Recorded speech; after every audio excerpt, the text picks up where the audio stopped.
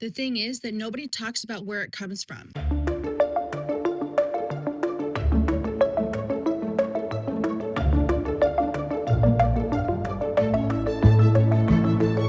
We'll talk about the healing, we'll talk about the growth, we'll talk about becoming that better version of ourselves or even the breakthrough. But we don't say it out loud. Where did that inspiration actually come from?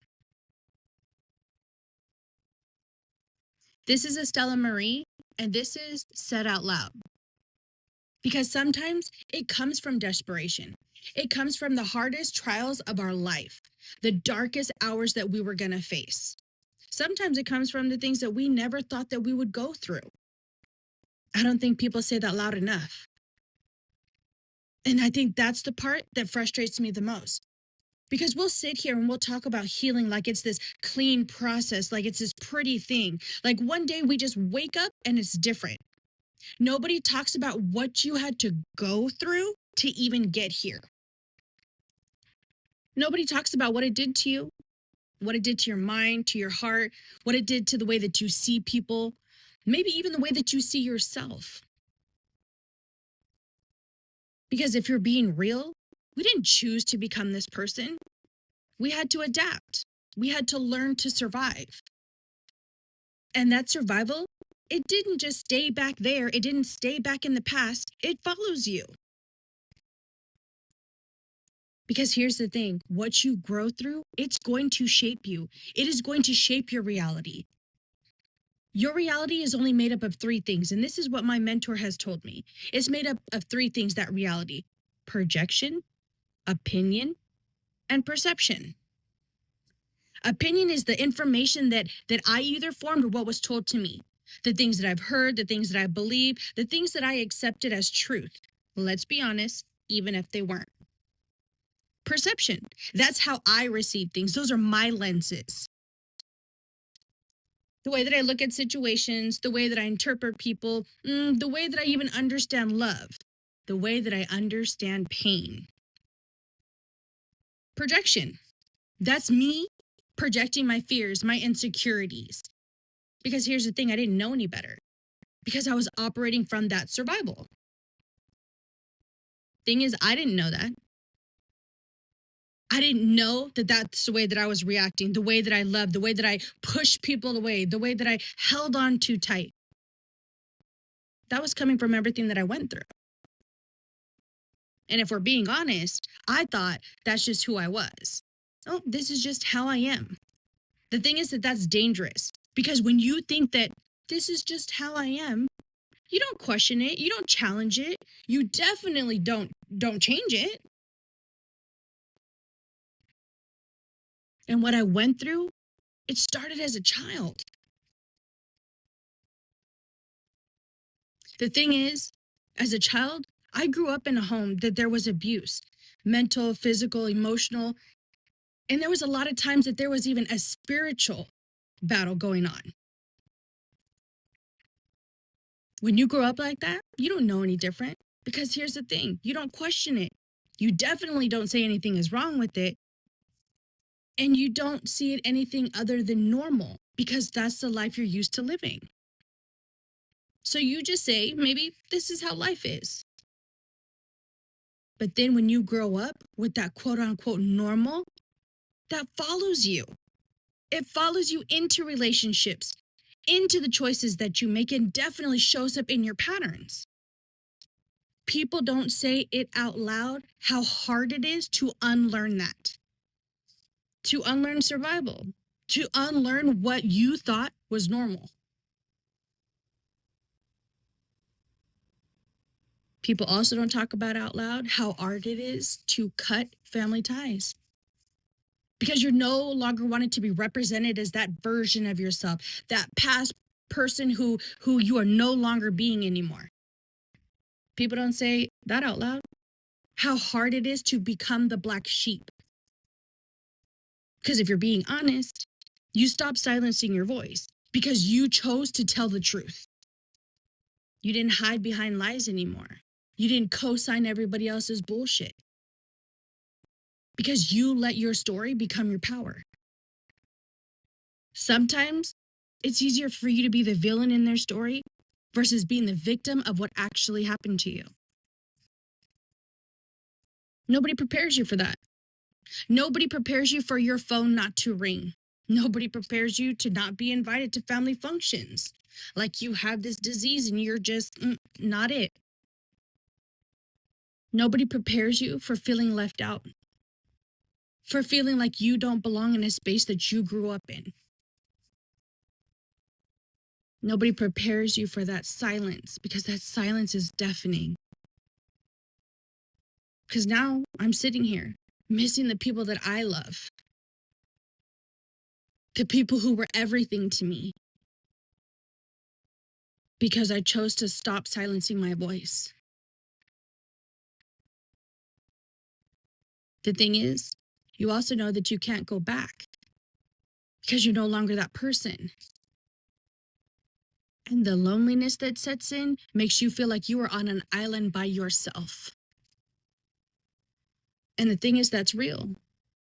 Because just because we're adults doesn't mean that the shame and the guilt and that embarrassment just goes away. Doesn't mean the sadness stops, because it doesn't. For me, one of the chains that I was wanting to break because it was so important to me was I was born to addict parents. And I had my own addiction, my own demons that I had to face. But I broke that because here I am, 7 years later, clean. And the thing is, that sounds so powerful until you're living through it. Because living in it means that I had to let go. I had to let go of people. I had to let go of patterns and survival that I used for so long. I had to let go of versions of myself.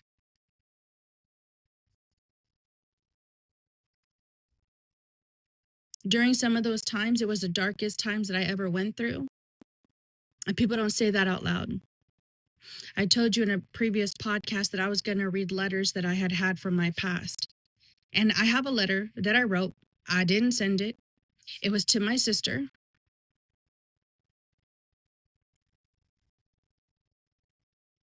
And I'm going to read it. I'm going to read it exactly how I wrote it. Okay? So sit with me through this, because it's going to be a little bit emotional, but for me, this is my truth. It says, "My sister, you tell me to wash my face off and pick myself up. You act like you don't give a fuck.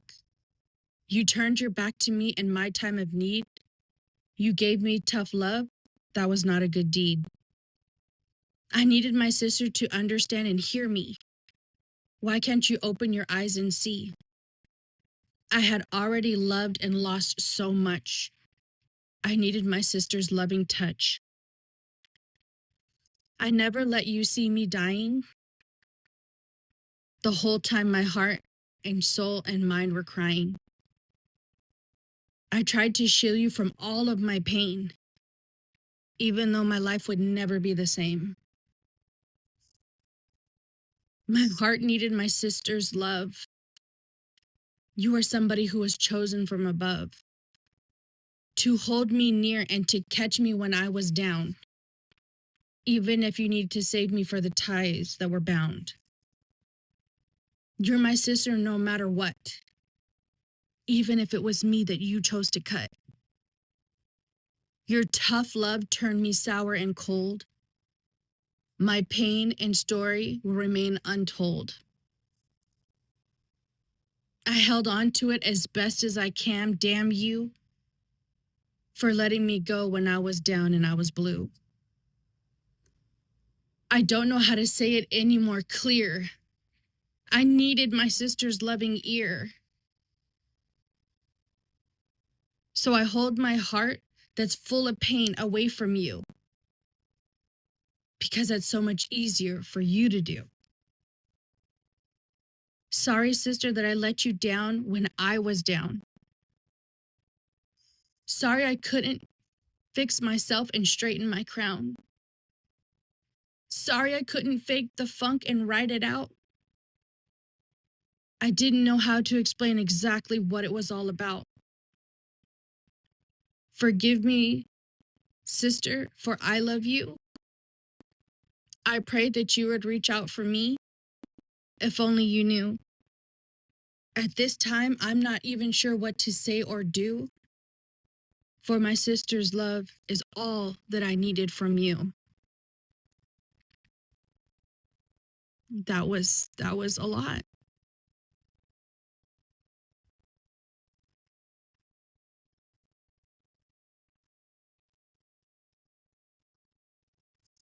But that was me.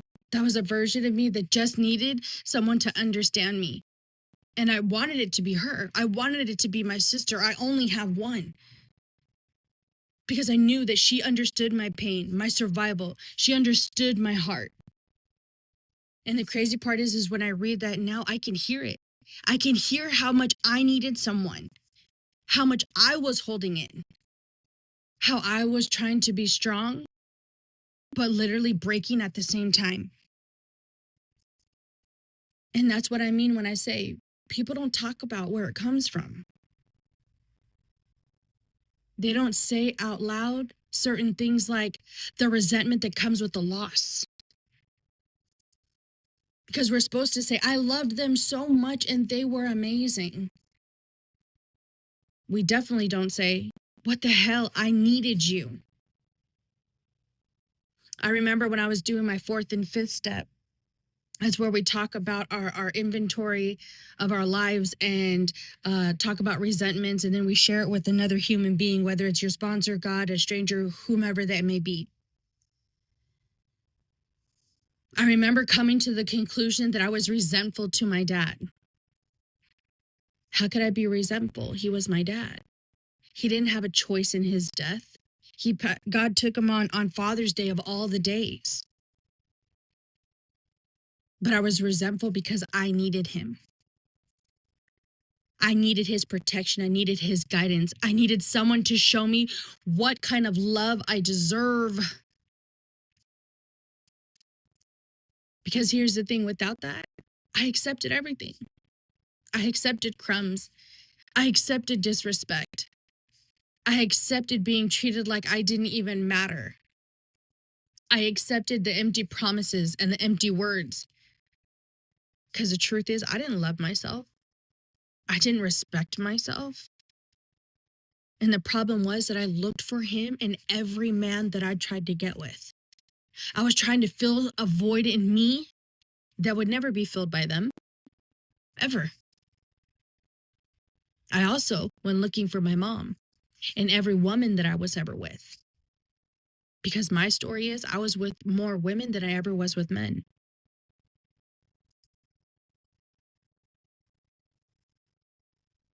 I looked for my mom in every woman. I looked for the safety, for the nurture, for the comfort, for the I love you and the softness. Trying to feel something that I never had. But the thing is, it shows up in your relationships that you get into when you're an adult. All of those patterns and behaviors and things that you went through as a child, it shows up. I remember meeting my now husband, and everything was so different, right? He didn't put his hands on me. He didn't degrade me. He never disrespected me. He never raised his voice at me. And if I'm being honest, I didn't know what to do with that, because every relationship I was ever in was anything but that. It was chaos and abuse and all kinds of crazy. But I remember when I got with him, there wasn't any chaos. So I tried to create it. I would pick fights. I would try to start an argument, all because I didn't know how to say that I need you. I want your attention. I need some time with you. One of the things that he had told me was that I will never give you the fight that you are looking for. You can fight by yourself, and I'll be here when you're done. Let me tell you how fast that shook me. because I realized like I wasn't fighting him. I was fighting myself. I was fighting myself because this was all I knew. And you weren't about to give that to me.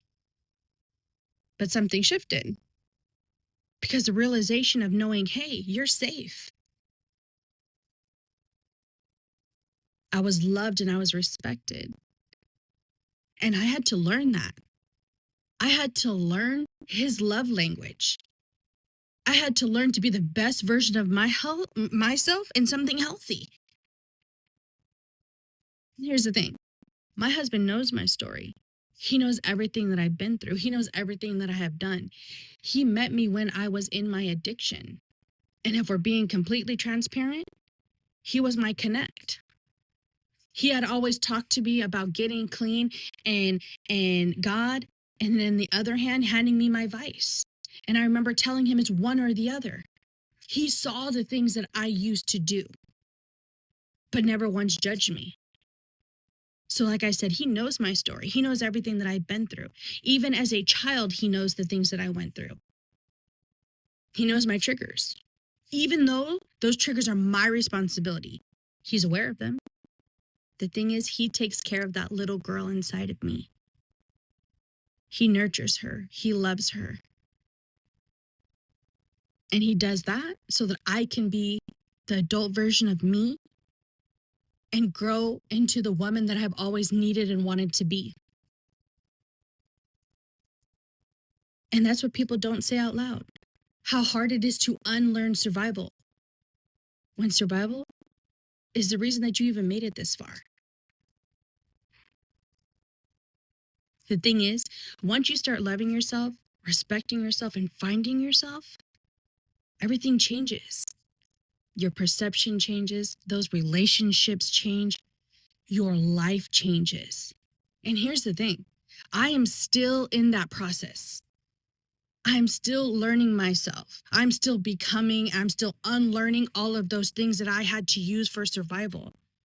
I'm still trying to figure it the hell out because life doesn't come with an instruction manual.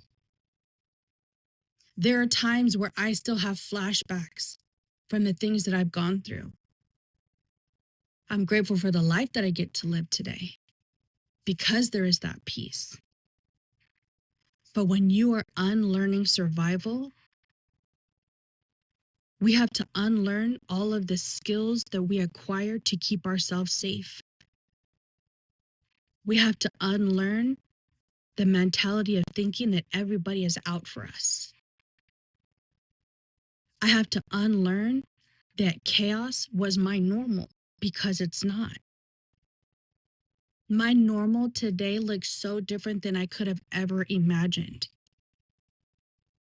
I never imagined the life that I get to live today. I remember praying and asking God to not let me see another day. These are things that we don't say out loud, but I did. I prayed. I asked God, please, I do not want to have to see another day. I do not want to have to live like this, and I do not want to have to be here. And one of the biggest prayers I say today is thank you, God. Thank you, God, that you did not answer that prayer when I asked. Because then I wouldn't be here. I wouldn't be in the process of getting to live this amazing life that I have. I wouldn't get to still be becoming the woman I know I want to be. So if you're listening to this and you start to see maybe where these things are coming from, I don't want you to ignore it. I don't want you to run from it. Because here's the thing, you're falling into awareness. And this is where everything starts to change for you. And thank God, right?